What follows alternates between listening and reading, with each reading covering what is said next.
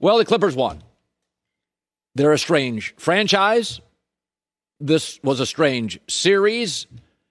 And their superstar is a strange guy. First time ever,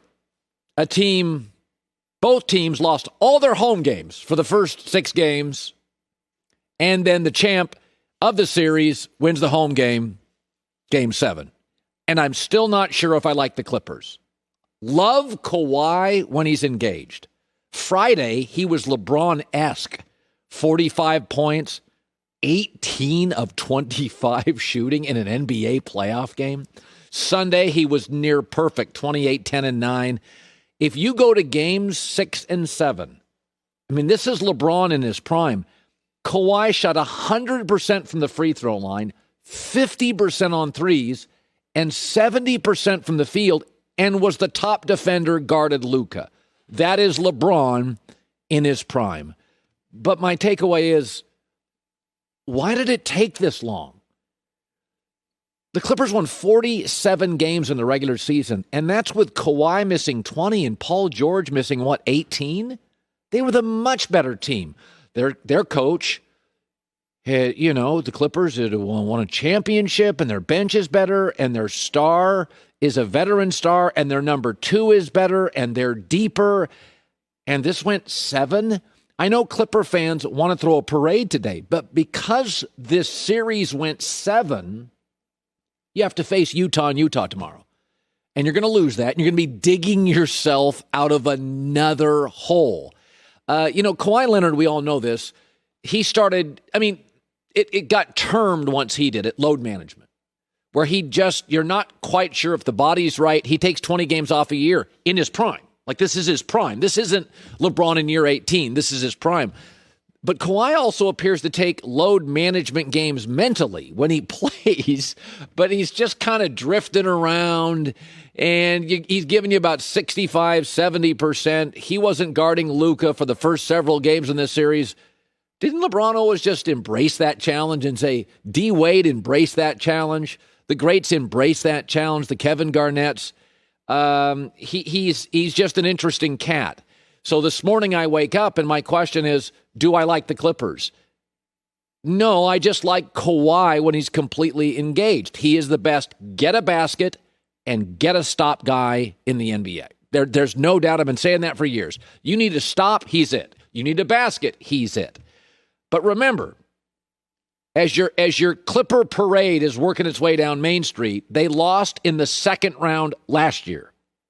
And if they lose against Utah, this is a deep, talented Utah team with home court advantage, great coach. They shoot 3-point. Unlike Dallas, Utah plays defense. Unlike Dallas, a lot of these stars, Rudy Gobert, Donovan Mitchell, Mike Conley, they've been around a long time. Now Utah does not have a matchup for Kawhi, so he has got to be engaged. Game 1, because this team is much better than Dallas. They've got more star power, more than one guy who can hit a 3. Luka was exhausted by the fourth quarter in most of these games. But this morning, my question is, do I like the Clippers? Not really. I think it's a strange franchise. It was a bizarre series. It was totally fitting. And Kawhi is a different cat. And we are still, as a Clipper fan, you're still not out of the woods.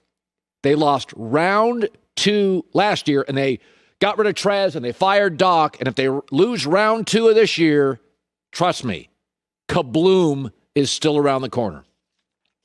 So I want to talk about the Brooklyn Nets. I didn't know what I should do with my second story today, but I want to talk about the Brooklyn Nets because they're fascinating. So there's 4 or 5 things we know to be true historically in the NBA that you need. We know that this isn't an argument. Generally, like to win an NBA championship, you got to have good chemistry.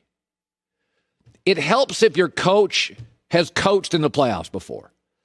Health is key. How many teams have we seen upended, unravel because of health? And the other thing is, you got to be a top 15 team defensively, or you cannot win a championship. It's just the way it works. In fact, only one team's been out of the top 15 defensively in 30 years, won a title. That was the Shaq Kobe team. And they were actually number one in the playoffs defensively, but they were so good and so dominant, they kind of mailed it in defensively in the regular season. So these are the four things that matter.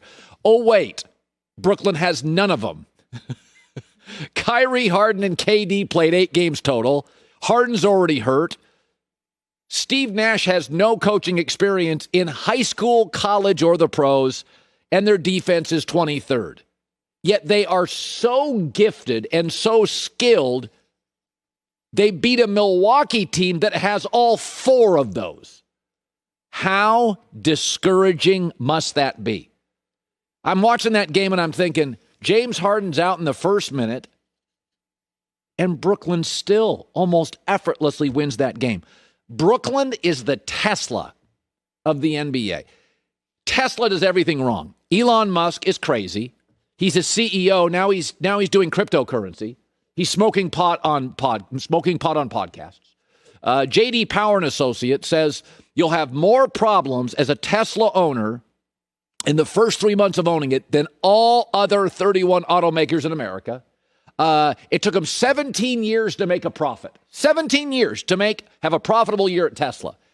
But every time you look at Tesla stock, you're like, yeah, it's great. It's been on fire for 4 years. They do everything wrong.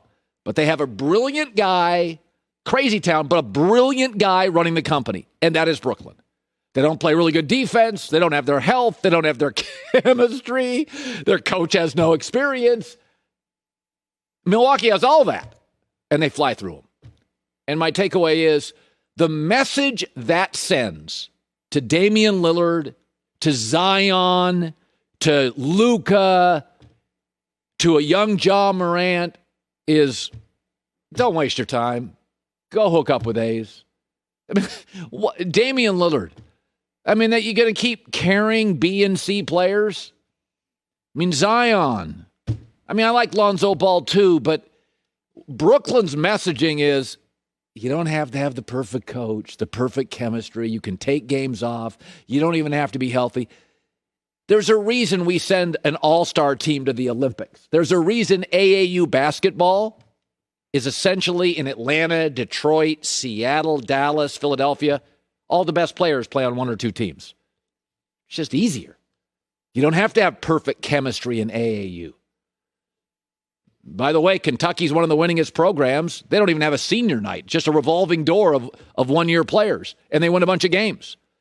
So the basketball culture in America, the message if Brooklyn wins is chemistry, health, coaching, defense. Just go team up with really, really great players. And we've always kind of known that. But increasingly, with the draft, such a crapshoot because you have no film on these kids. They're all 18 years old. I look around, and even Giannis in Milwaukee. So who's the best player in Milwaukee? Giannis. Well, he was great. Chris Middleton. 0 for 5 on threes. Chris Middleton's a B. You're trying to sell me as an A. And Chris Middleton didn't show up in game 1. KD did. Kyrie did. The former A, Blake Griffin did. Giannis did. I mean, I'm telling you, I watched Brooklyn, and my takeaway was, God, everything that matters doesn't matter when you have that much talent. It's Tesla. They do everything wrong. Stock's still going through the roof. Maybe it's a bubble. Maybe it implodes. But that was discouraging if you're Milwaukee. If Harden is out for game 2, if Milwaukee loses game 2 with the veteran coach and with the system and the defense and the chemistry and the health, like series over. Like that, I'm not sure, even if you go home, I'm not sure you overcome that. Hi, everybody. Thanks for watching. Subscribe here to get the latest from the show. Also, be sure to check out more of the best clips from The Herd or go watch a few segments from other shows on FS1.